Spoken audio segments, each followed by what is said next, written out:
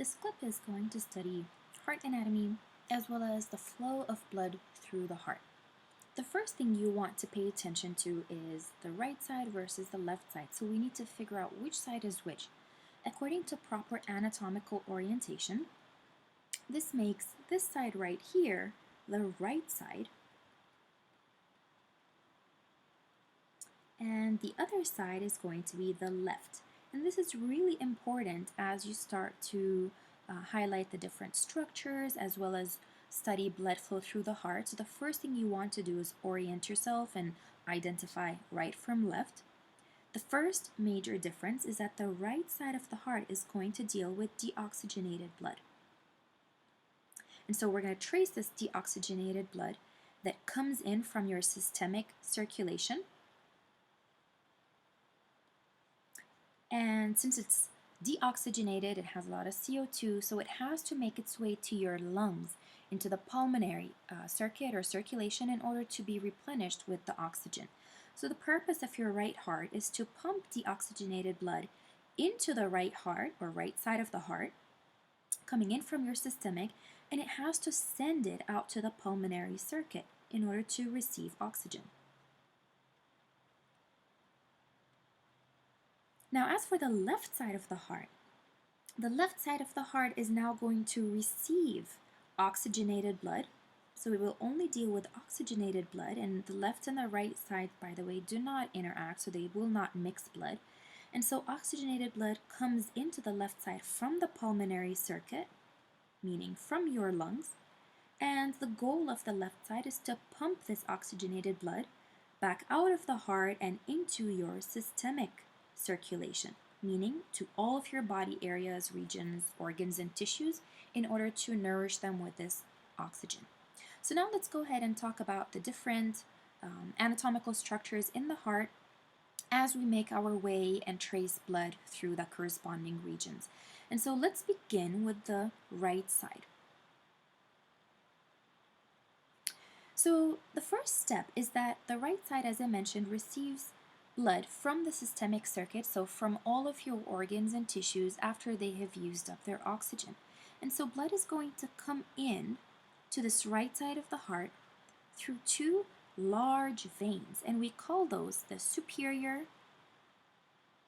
and the inferior vena cava.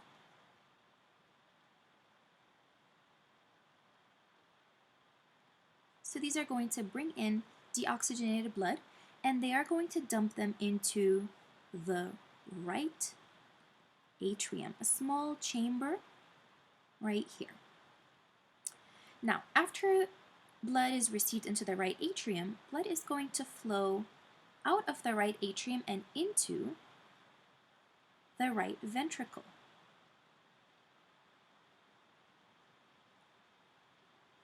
And it's going to do that through these valves that you see right here. We call them atrioventricular valves because they are at the junction between the atria and the ventricles, but they specifically have a name. And so these valves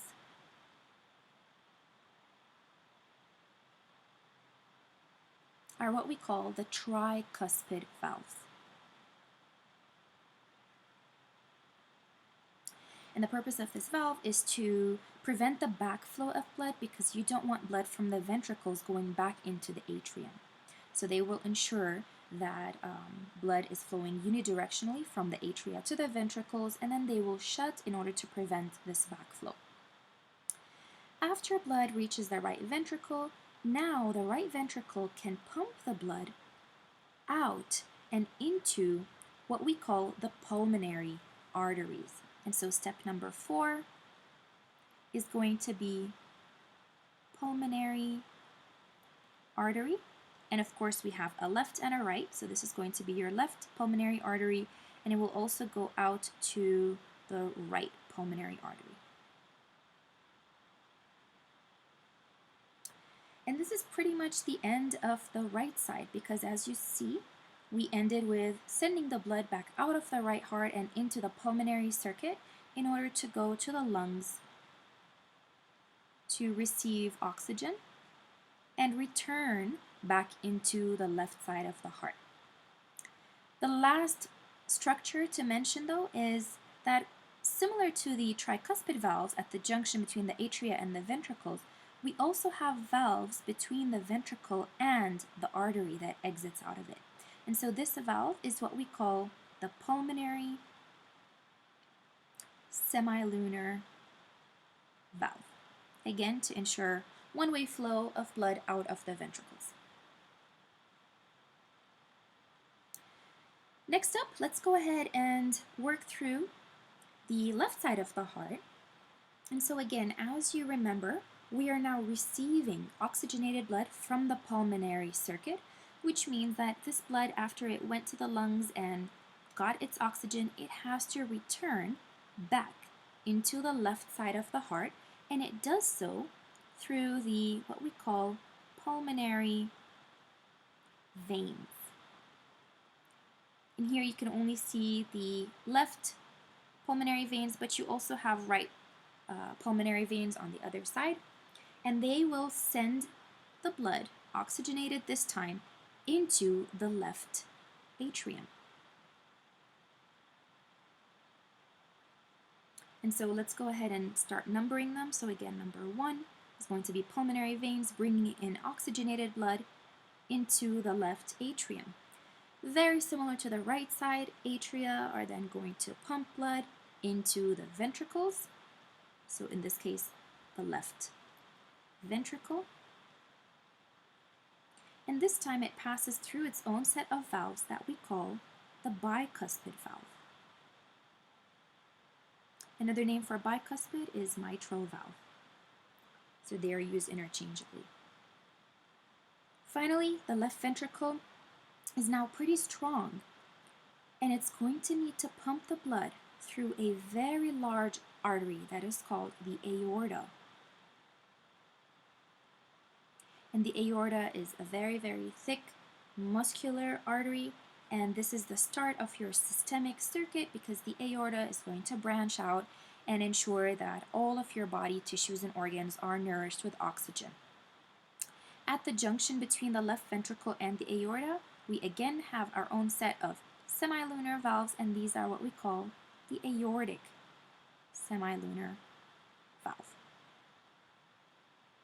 You can also distinguish the left and right ventricles because, as you can see, the left ventricle has a very thick wall or myocardium.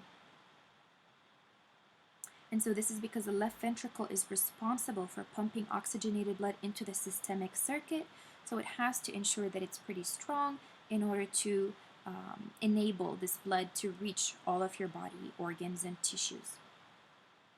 Now keep in mind that even though we discussed each of those two circuits independently, they will be occurring simultaneously. So the right and the left atria will be filled with blood at the same time. They will pump blood to the ventricles at the same time. However, these two pathways do not overlap, meaning that the blood does not mix between the two sides of the heart. The right side only deals with deoxygenated blood coming from the systemic circuit and ending in the pulmonary, whereas the left side only receives oxygenated blood, so coming from the pulmonary circuit and ending in the systemic circuit. And so this is a summary of heart anatomy as well as blood flow through the heart.